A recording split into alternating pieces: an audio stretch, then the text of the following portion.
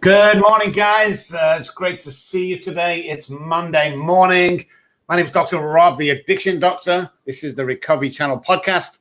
I hope you're having a great time wherever you are. Up for a good show today. And my co-host, as usual, Jennifer Lovely. How you doing, Jen? I'm doing good. I feel like I should be sitting on those couches in our background, though. I like it. Aren't they nice? Yeah. I might go and sit over there after. They're only this big, though, so I might have a problem. So how's your day been? I know you've had patients all morning, but has it been pretty good? Yeah, my day's good. It's Monday. I slept pretty well last night, and all is well. All is well. Really positive weekend. I got to see some lovely girlfriends and just connect. I saw that. Where was dinner or lunch? It was nice. Yeah, Duke's in the city. I took the ferry off the island into the city, and I was a big girl, so that was fun. Ooh, did you go with your passport or without your parents, I hope? Yep, I did. I went with a passport and without my parents. I love it. I love it. So I know what you're thinking. Who's on the show today? Woo! I'm excited. I love it. Gabe Howard is our guest today. Gabe Howard. Stick around, guys. This is going to be a good one for a couple of reasons. This guy looks like he knows what he's talking about. I love that. That's always a good start. And secondly, he has a great following as well. So we're up for a good show. If you want to type any questions or comments, guys, please do on Facebook, because that's where we're live, on YouTube. Go on, Jen. Anybody that names their book Mental Illness is an Asshole, immediately I want to be their friend, because I'm a big fan of curse words. So exactly, yeah. I myself, I don't usually use them. Oh, right. That's why I got the tag, the Gordon Ramsay of the addiction world. Yeah, I've not spoken to him yet since that. I remember sat in his house one day, Gordon's house, and I always remember this. And we're having something to eat and drink, just sandwich or something. And he says, "Hey, Rob, do you know I'm the best chef in the world?" And I said, "I don't know, because you can cook really well." And he says, "Shit, no, because I tell everybody I am." Mm-hmm. I was like, wow. So I started doing the same many years ago, and all of a sudden it stuck. So there's a psychological twist to that. There is. Hey, guys, this is the Recovery Channel Podcast. My name is Dr. Rob Kelly, the Addiction Doctor, along with Jennifer Lovely. We have Gabe Howard on the show. Stick around, guys. We're back in 15 seconds.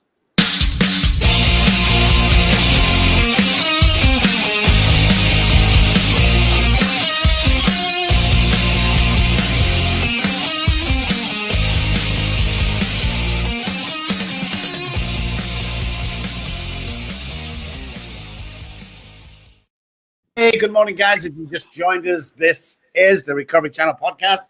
We're live on Facebook and YouTube. Hey, guys, good to see you, along with my co-host, Jennifer Lovely. Gabe Howard is in the house. Hey, Gabe.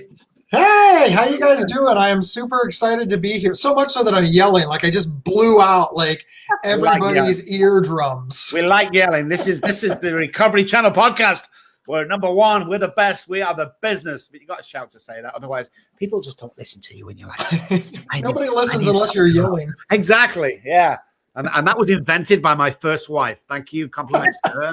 Oh my God, we have the same first wife. I know. It's unbelievable. I thought she was saying, for God's sake, get out of here. She's probably saying, for Gabe's sake, get out of here. We'll never know unless we ask her, and I'm not making that call. Hell, I've no way. That's all yours. I'll give you $1 million if you make that call. That is hilarious, you guys.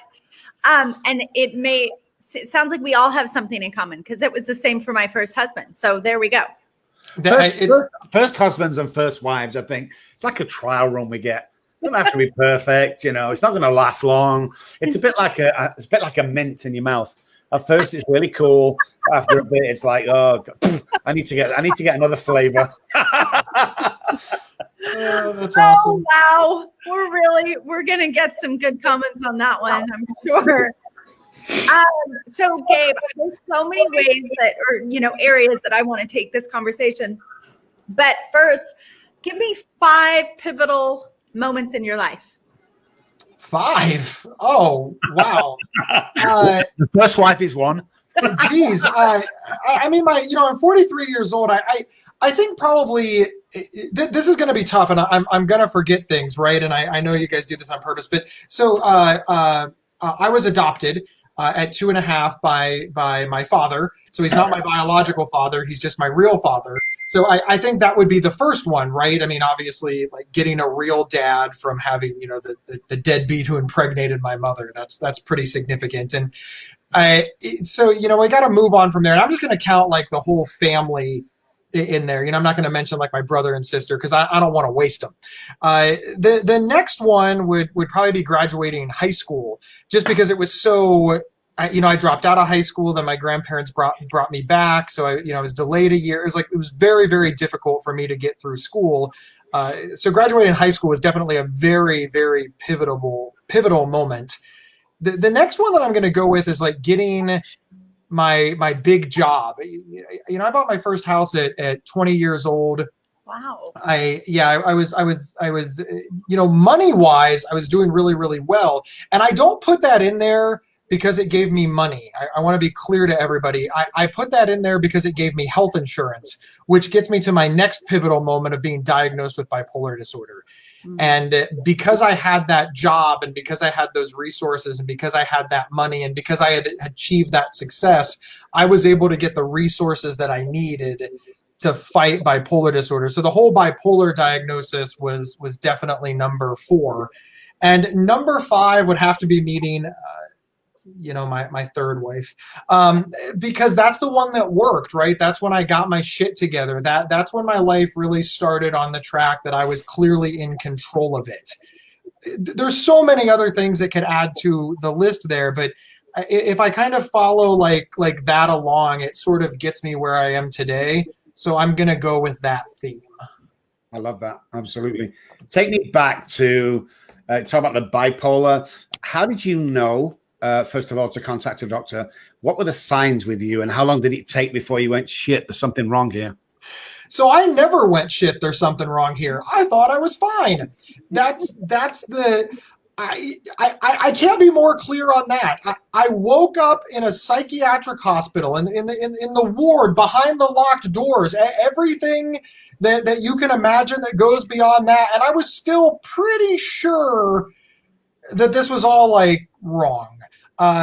Maybe by then, okay, I wasn't pretty sure by that time, but I was definitely still 50-50. It was very confusing. And even though the information seemed correct, and I trusted doctors and everything had happened, there was still this part of me that looked at the other patients that were in the hospital and thought, well, they're crazy. Like I'm okay, but there's something wrong with them, clearly. Even though, of course, we're all in the same place, there was still this idea that I was somehow better than them. I don't think I caught on for a while. Well, there's this thing that first of all, my ex-husband, my first one, was always telling me I was crazy, right? And then my kids called me crazy. And there's this word that we use out there in the world. You're crazy. You're crazy. Now, there's this scene in Revolutionary Road where, if you ever saw that movie, did you ever see it? Okay. Where a guy comes out of a psych ward and he is speaking, but he speaks the utter truth. He sees everything that nobody else sees. And so tell me, was that for you? Was that similar to you having bipolar disorder? Or in the past, were you able to cut through all the bullshit and say the things and see the things that maybe the normies didn't see? No, I saw everything wrong. Look, I did see different. I want to be clear, like the lens of bipolar disorder has definitely changed the way that I reacted to the world. But there's this general notion that that's always positive, right? Yeah. It's like, oh, you see the world differently, so that must be good. But you recognize that every pendulum swings both ways. So did I see some things differently that ended up benefiting me? Yeah. There was something that made 16-year-old Gabe think I am the greatest technological wizard in the world and start a company. And, that company got me on the radar of bigger tech companies that hired me. When I was hired by the company that I was working for, when I was diagnosed, I was the youngest person in the room by a decade. Wow. And that's... So yeah, could I claim that the grandiosity and the mania of bipolar disorder got me there? Yeah, I can. But yeah, when everybody was telling me to stop, that you're hurting me, that you're a bad friend, and that you're a terrible person, the bipolar also told me, they're just trying to drag you down, buddy. Cheat on your wife with reckless abandon. It's your right to lie to people. When everybody was telling me not to jump off the roof, I was like, they're cheering me on. And when everybody was like, you need to save some money, don't spend it all, I was like, they're partying with me. So sure, there was probably a couple of good things that happened there, but I gotta tell you, way more bad things come from not seeing reality than ever good. People just like to talk about the good. It's sort of like that silver lining. Oh, you're bipolar, but it's okay because you've got this benefit. Yeah, that benefit is largely bullshit. Yeah, most of the time. I mean, I go through that sometimes. They go, "Oh, look at you, Dr. Robb, you're this, that." And yeah, at what price? Was you there at my lowest point? Was you there when I had to give my kids away? Was you there when I went Christmases and birthdays crying because I couldn't see my kids? Was you there? All you see is what's there now or what you perceive to be my disease. You don't actually know. So I'm going to take you back, Gabe, to the worst time in your life. The lowest point of the lowest point. I mean, I know if I'm thinking correctly, there must be loads of them. But give me one that you still struggle a little bit with, or when things go bad, your mind goes straight back there again. You are right. There's so many of them, and it's hard to know which one to pull out. But I think probably the lowest point, the one that keeps me up at night, is I got in a very public argument with a woman that I was dating. And I want to be very, very clear, no violence, no violence whatsoever. However, I am 6'3". I weighed, 250 pounds, and she was 5'4" and, weighed $150, maybe, 150. So I'm 100 pounds bigger than her. I'm broad shoulders, and I'm screaming at her on the way to a hockey game. I mean, it's like spit is coming out of my mouth. I'm yelling and swearing. And the more she tried to calm me down, there really is that joke. The worst thing to say to somebody who is, calm down has never worked in the history of ever. This was remarkably embarrassing for her to just have this man, just screaming at her. And, we're at a hockey game. We're on our way to this game, so there's people everywhere, and people started coming over to rescue her because they thought at any minute I was going to attack her, and I completely understand why they saw that. And when she tried to get away from me, I chased her. So that keeps me up at night because, my God, I did this in front of children. I did this. Not only did I hurt her, but what example was I setting for all of the families that were witnessing this grown man scream at this grown woman? That there are many, but hurting somebody else, they're always going to rank at the top. And that was, not only did I hurt somebody very deeply, I did it very publicly, and it's embarrassing. And I don't think that I will ever forgive myself for that one. I would love to give you permission to forgive yourself for that one. Here's the remarkable thing. So would she. She tells me, she is still in my life, and she tells me over and over again, Gabe, you were sick. This would be no different than if you had the flu and you vomited all over me in public. Like, I imagine that would be very embarrassing. Or if you passed out and just lost control of your bowels or your bladder, which happens in physical illness, right? We've all seen somebody have a stroke, and I imagine that would be very embarrassing to reflect back on as well. And everybody be like, look, you were sick, don't worry about it. But there's just something about it that every time I get close to forgiving myself, I think, you know what? people know what a stroke looks like. So they would know that I urinated myself because of a stroke. That none of those people watching knew that it was bipolar disorder. It just looked like abuse. And now these kids who are just trying to take in a hockey game had to witness some man go apeshit on some woman who was desperately trying to get away. Like, what did I model for them? And then I'm right back to hating myself again. And that's problematic. I love this guy, Jen. I love this guy. Guys, stick around. We're going to go to commercial break. Gabe Howard is on the show. Some good shit right there. Give me 1 second, guys. We'll be straight back with you.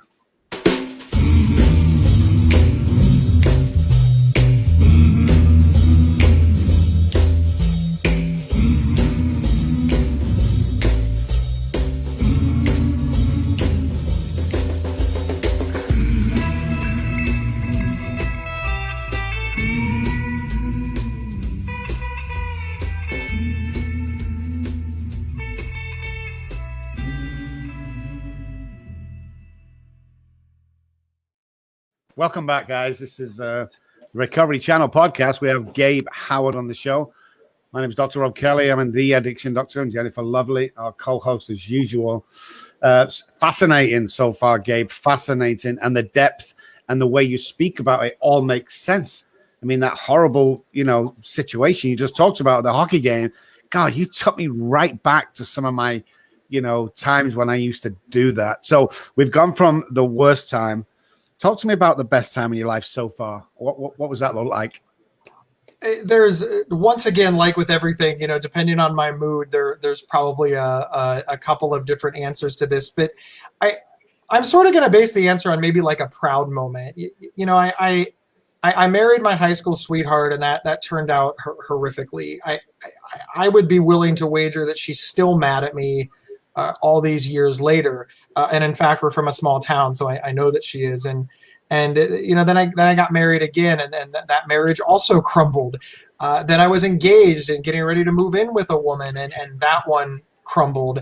And there was infidelity and dishonesty and distrust. And the bottom line is my romantic relationships were a mess. They were just a mess, and they were just a mess. And then I had hypersexuality, so I just had all of these, extra relationships that were also largely codependent and just, based on availability. Quite frankly, I wasn't making any good decision. I was taking risks, and that was just a real nightmare. I just want to paint a picture that I don't think that I ever coupled with somebody who I should have coupled with. Ever. And finally, through treatment and medication and understanding and coping skills and time, I realized that I was seeking out these very volatile relationships, these very dramatic relationships, and frankly, these unsustainable relationships. And I did a lot of work on myself to figure out, like, what kind of relationship do I want? I want what my grandparents have, meaning I want like a stable, boring ass relationship. And that was a tough decision to make. And then I met her. I've been married 8 years now. We've been together 9 years. And if you would have known Gabe, when I brought her home, everybody was like, yeah, she's going to leave. There is just no way in hell this woman's going to tolerate this idiot. And frankly, the best predictor of future behavior is past behavior. So as much as I want to be like, why didn't you believe in me? Shit, I didn't believe in me either. And then we got married.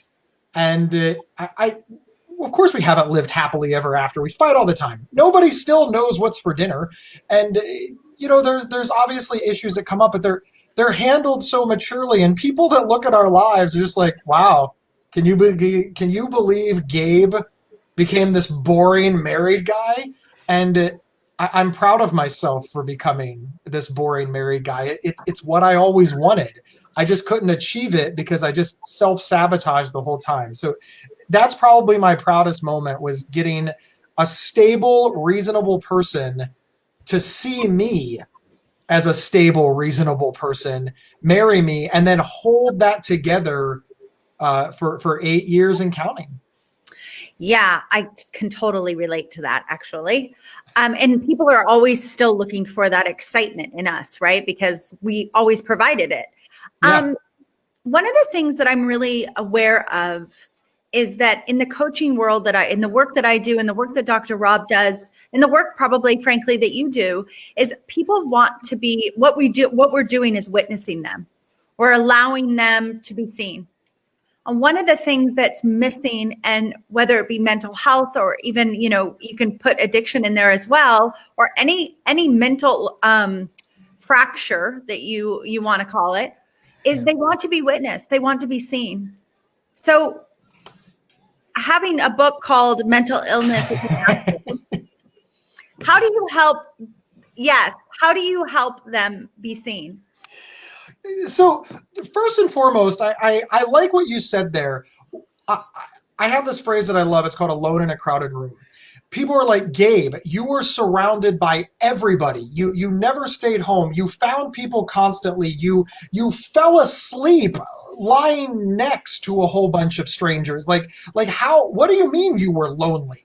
When people hear me that like have known me my whole life, hear me describe my 20s as lonely, they're like, this makes no sense. You were married, you had coworkers, you constantly went out, you just had friends everywhere. How were you lonely? Yeah, there was no meaningful connection in any of that. I was the guy who showed up, and when I showed up, people gravitated toward me and people liked me, but make no mistake, none of those people would have come and helped me move. And in fact, when I was admitted to the hospital, when I was diagnosed, when I was sick, yeah, suddenly all those hundreds of people were nowhere to be found. So clearly, I was not seen or understood. There was no meaningful connection in that lot, and that's one of the big things that I think I want people to understand about me. Like I don't want you just to talk to me. I want you to know me. I want you to respect me. I want you to like me.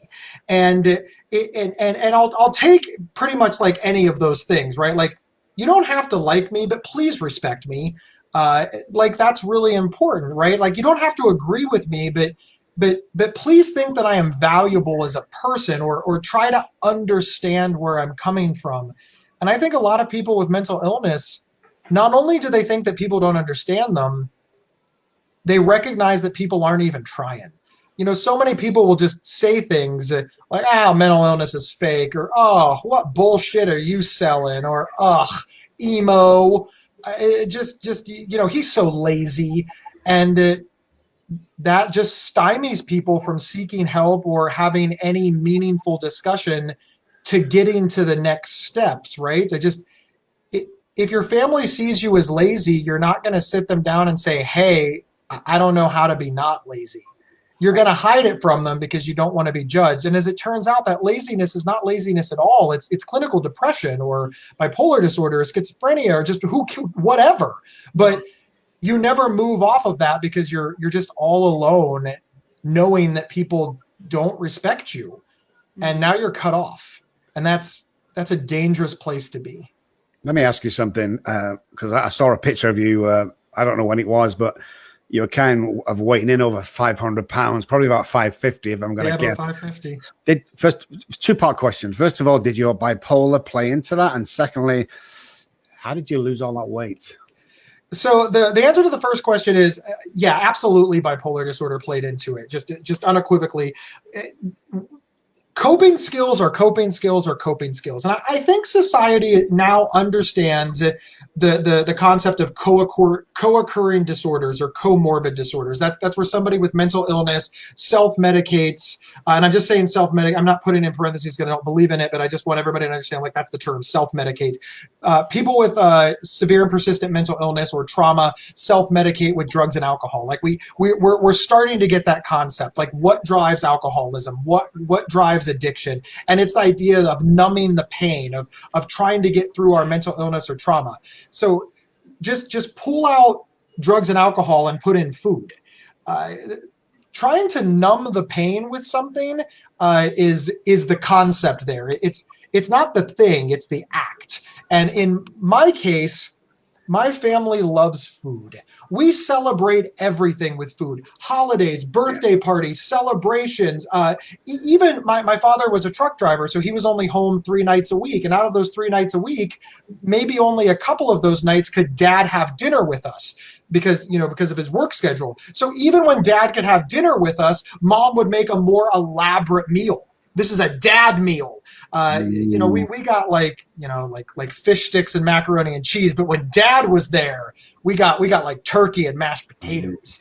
Even many families, Sunday brunch where, the family cooks a bigger dinner. You go out to dinner, it's amazing. So I associated that with very happiness. So if you're having trouble regulating your emotions, you're very depressed, you don't know what to do, eating birthday cake reminds you of happier times. Being reminded of happier times when you're depressed is very powerful. So yes, it is not surprising that the foods that I picked to binge on, to eat, reminded me of some positivity in childhood that I was desperately lacking now as an adult. So yeah, just replace alcohol with food. Boom. As far as how I lost the weight, I had gastric bypass, which helped tremendously. And, everybody calls that the easy way out. I want to put like a hard stop on anybody that says that. Having your, getting cut from here all the way down, I can't even get up high enough, from here, splayed open, having your guts rearranged, going through dumping syndrome, vomiting, being on a liquid diet for 6 weeks, taking 6 weeks to recover, 4 days in the hospital, not being able to break down high fructose corn syrup or sugars and fat. And I threw up on my mother-in-law because, 2 weeks after surgery, because I didn't know what was going on. This is not the easy way out. Also, I'm not insulting anybody else that got gastric bypass, but in addition, before I got gastric bypass, I went through 6 months worth of eating disorder therapy. I went through 6 months worth of nutritional counseling where I learned, this is going to blow your mind, that a muffin has more calories than a donut. And I thought that a muffin was a diet food and that donuts were not a diet food. Yeah, it turns out they're both equally bad for you. And in fact, the muffin is denser and has way more calories and way more sugar. But I was dumb. And, there we go. It took a lot of time, a lot of energy, a lot of effort, and a $100,000 surgery. But I did it. I did it. And that was, 15 years ago. So the success rate for keeping the weight off is about 20%. To get to 10 years is about 20-25%, and I'm in that pile. So I've beaten the odds. Knock on wood. I'm not taking that for granted at all. Talk to me about the hypersexuality. How did you realize that, besides the fact that you were having lots of sex with probably lots of different people, which was the first obvious step, but how did you realize that was making an impact in your life and it was actually you were having consequences from it? How did you? So there's a couple things that I want people to understand, right off the bat, about hypersexuality. Hypersexuality in the movies is always portrayed as having a lot of sex with very beautiful people.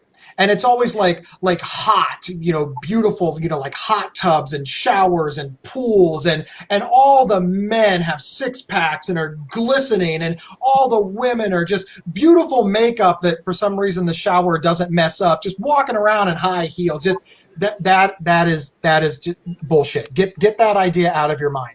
Now picture a bunch of desperate people willing to do anything it takes to reach an end. The number one thing about hypersexuality that I think people don't understand is that it takes something good and wrecks it. It wrecks it. This is not good sex. This is not quality sex. This is quantity sex. And it's just so devastatingly awful when you get to think about it, because you're not looking for things that make you happy. You're just looking for a means to an end.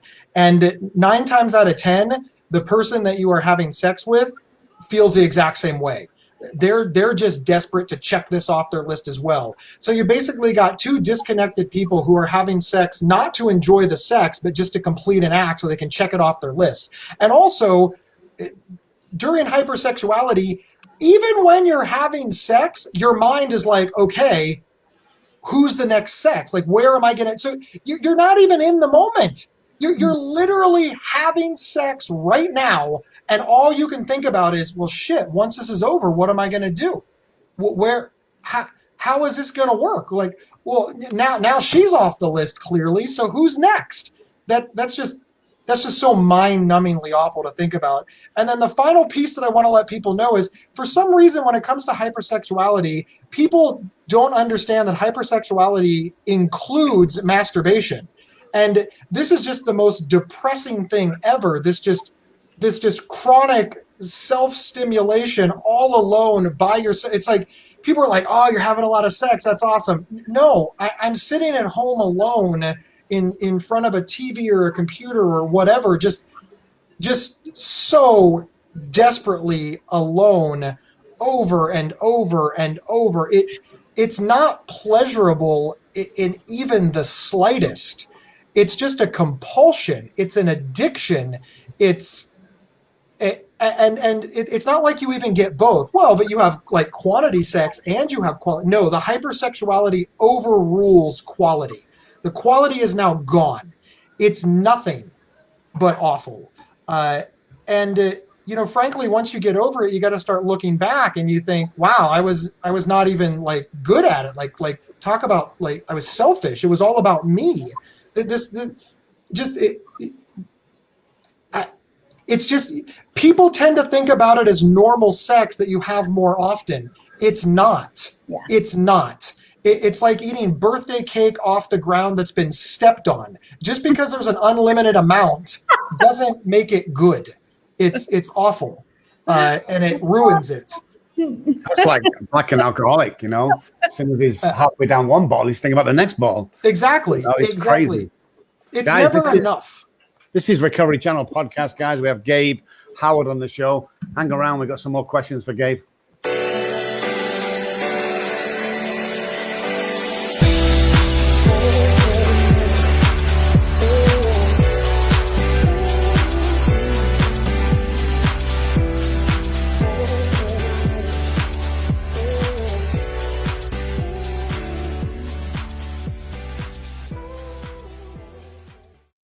Hey guys, welcome back to the show. My name is Dr. Robb, the Addiction Doctor, Recovery Channel Podcast. We're on the way. Jennifer Loves is my co-host, and we're with Gabe Howard today.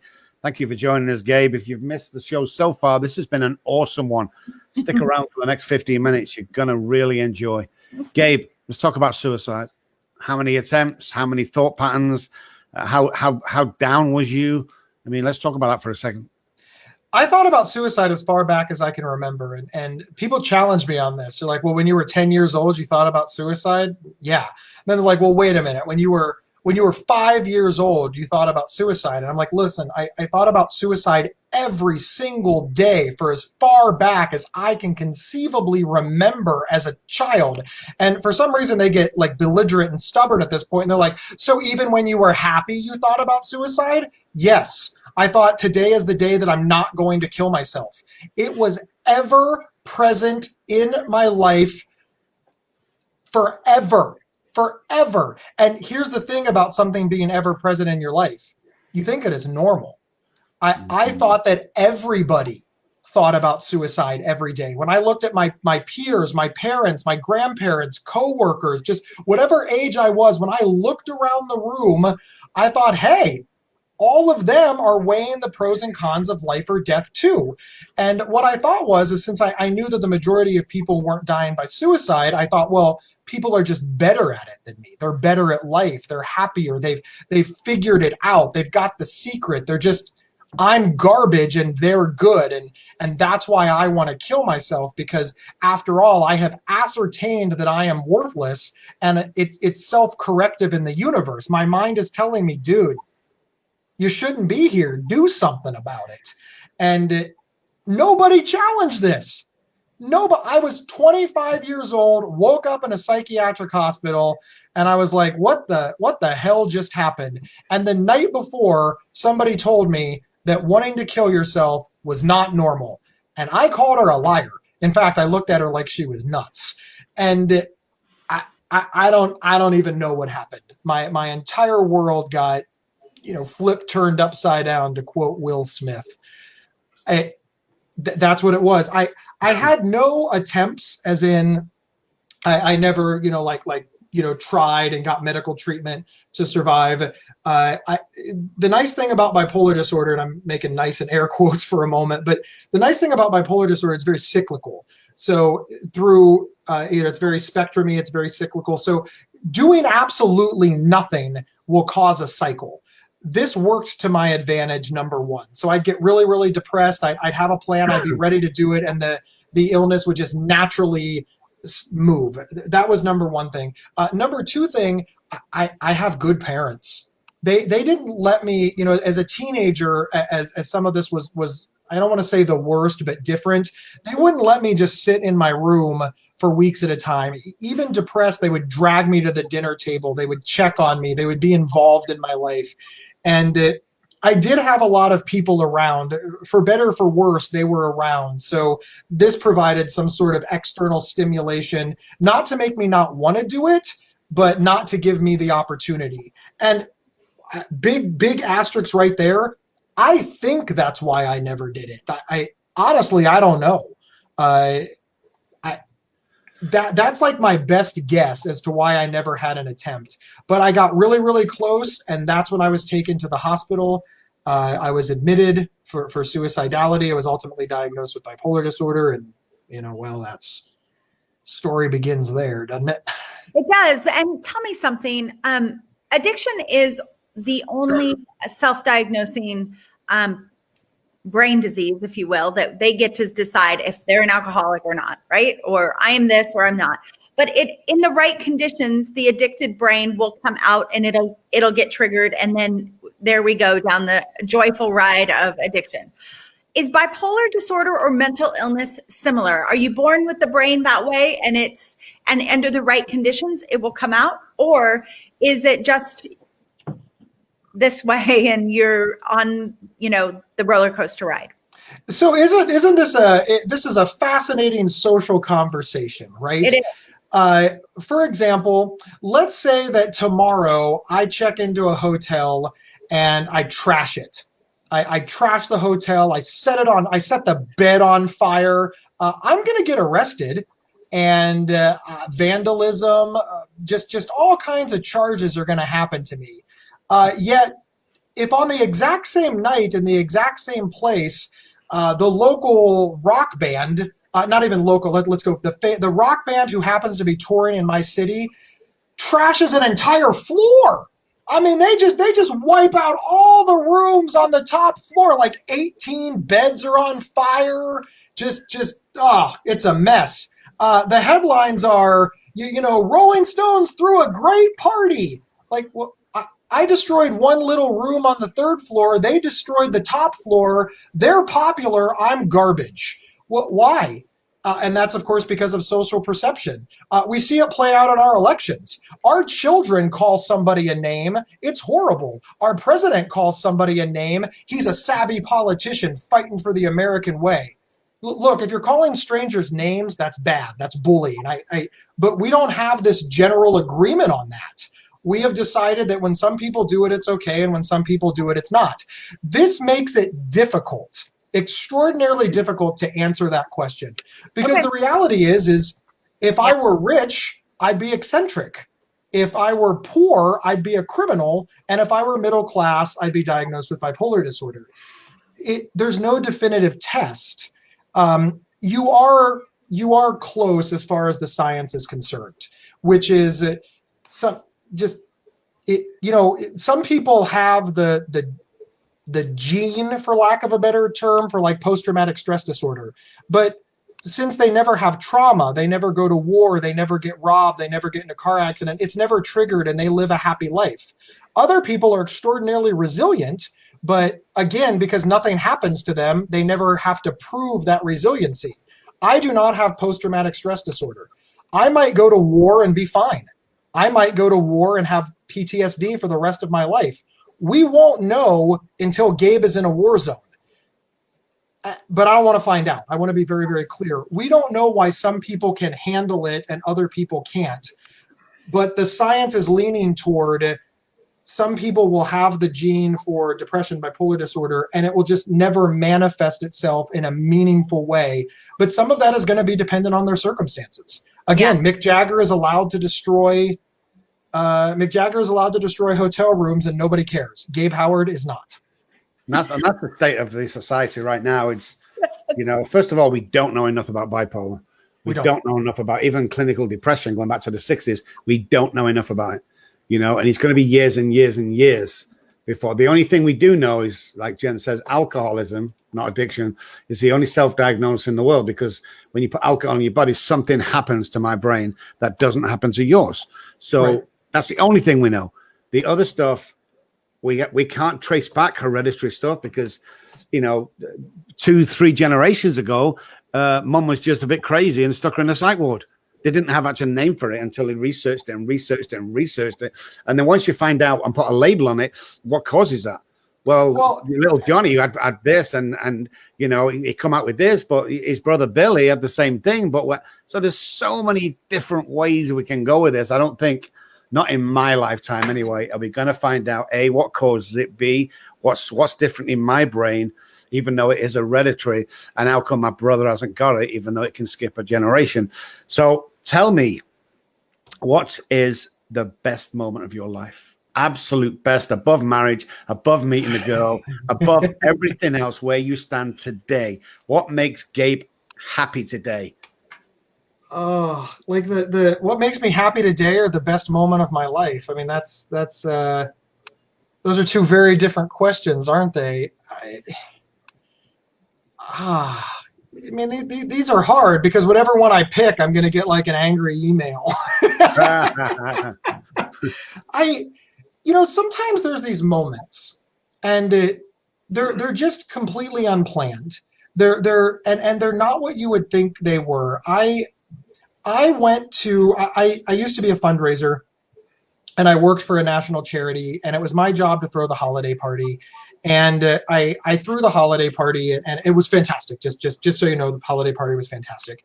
And for whatever reason, as these things go, because it was later in the evening, it was during the week when we had it, everybody left, and I had to clean up by myself. Now, this is not a bad thing. I'm not mad by myself. We rented the hall. I just had to break down all the tables and drag them over.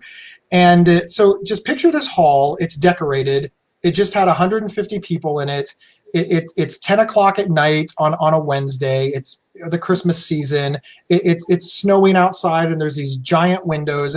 And we had a little radio that was just on a cycle of Christmas music.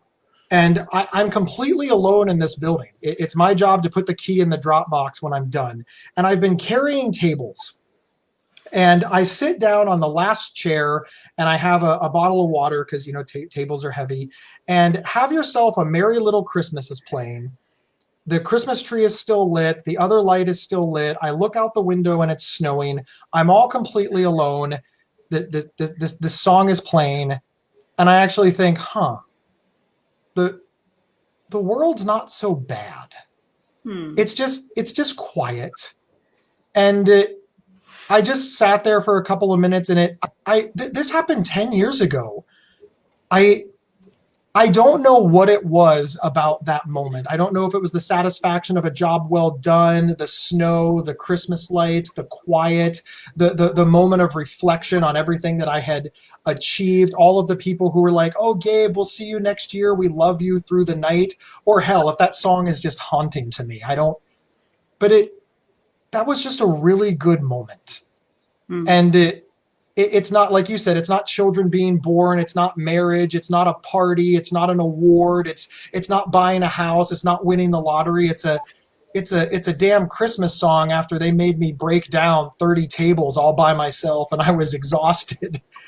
I call those beauty moments. It is. It's just beautiful. And I have no idea why. Yeah, I love that. one of the things as we wrap up, one of the things that I'm really present to in all the work that I've done in the world and my own personal suffering is that inside of our suffering, there's something that exists, that lurks, that wants to be expressed. So when you look at your life so far, 43 years, Gabe, I mean, what wanted to be expressed? What was the suffering that allowed a full expression of fully who Gabe is in the world? Still to this day, I don't really feel like people see me. You know, they see me as loud, they see me as gregarious, they see me as charismatic. And those things are true. I can't really find any fault with them, but they don't see me as lonely. They don't see me as shy. They don't see me as somebody who suffers from, paranoia or anxiety or who is scared. They don't see me as somebody that lays awake at night and worries about being alone. In their mind, Gabe makes friends easily and has a huge amount of confidence. And in reality, I make friends very slowly. It's difficult for me to trust people. I don't have a lot of close friends, and I'm not at all confident. I am a fake it till I make it, and I haven't made it yet. You can have really. Am I confident that I'm right about my mental health advocacy? Absolutely. Am I confident that I'm a good public speaker? Absolutely. Am I confident that people should listen to me? No, not even remotely. And the thing that gets me through it is I feel that people have a choice. I am confident that I can deliver my message. I am not confident that people should listen to me, but that's on them, right? It's up to them to decide. My responsibility ends at the delivery, but that's not how people see it. People think that Gabe knows that people should follow him. No, I don't. Gabe knows that he's right. No, I don't. Gabe knows that he's standing on solid ground. No, I don't. Gabe sleeps soundly because he's in the right. I don't sleep soundly at all. I don't know where that came from. Yeah, that's kind of lonely. That's kind of the platform that we put ourselves on. Remember a couple of things. I was with Robbie Williams, the number one artist, best-selling artist in the world in England. And he was stood on stage and he's just about to go on and the guy's in tears. And the guy thinks that there's 100,000 people there, by the way. He has more platinum records than the Beatles. He thinks that he's not worthy to go on. And he's crying because he's scared. Once he steps out on the stage, the musician takes over and he storms every time. So I often think that, I was walking past the break room at work once and I heard one girl say to another, "Wow, did you see what Dr. Robb did this morning with that guy? The guy coming, he was shattered. He walked out in confidence. He's amazing." And the other girl said, "I know, but have you told him that?" And this is what she said, Gabe. "Nah, he already knows." I don't know. We don't know. And it's all about lifting people up and telling them exactly what it is. So I want to finish on this. Me and Jennifer want to acknowledge you for what you do. If you think for a second that we pluck a name out the air for someone to come on, you are mistaken, my good man. We have a researcher out there that does all that. I want to say to you, and I'm going to give Jen the opportunity to tell her a bit, but I'm going to say to you off the bat straight away that what you do is amazing. And the person you are amazing. And I don't know whether you know it or not, but you are affecting and changing hundreds of thousands, if not millions, by the time everyone tells each other, of people on a daily basis. And it's my job and it's Jen's job to let you know how amazing you really are. Because like you said, people think we already know. We don't. So I want to thank you from the bottom of my heart for what you do, Gabe. And I think you're an absolute freaking superstar. And I'll let Jennifer take you out. Yeah. Thank you so much, Gabe, for being on this show and also for sharing your story. You are courageous and brave and your heart. You have so much heart. And the thing that I'm really present to and the thing that I love more than anything in the work that I do is human resiliency and the fact that you can have all of these things. You could be 550 pounds and no longer be, that you could be bipolar and have the awareness to not only speak about it, but actually help yourself, that you can go through marriages and talk about it and not be, on the floor. I mean, like the courage that it has taken to overcome what you have is astounding. And I am really grateful to know you. I love the name of your book. Mental Illness is an Asshole. Buy it. Everyone buy it and read about it. And this conversation that we're having about mental illness, about addiction, is an important conversation. And it's actually more important, I will say, than any conversation politically out there. You are a human being, first, and you are a courageous one. So thank you so much. Oh, thank you so much, everybody. I really appreciate it. My book is cheaper on my website. So if you go to GabeHoward.com, I can sign it and I'll throw in a whole bunch of swag. And inexplicably, it's cheaper there than it is on Amazon. Amazon jacked up the price. I don't know what they're doing, but you can still buy it on Amazon if you don't trust me. I completely understand not wanting to give your credit card to a weird guy you met on the internet. Hey, last time I did that, I got 6 months inside. Guys, Gabe Howard is on the show. Don't forget to visit his website, GabeHoward.com. Such an interesting guy, such an amazing guy. Thank you so much, Howard. We'll be back right after this, guys.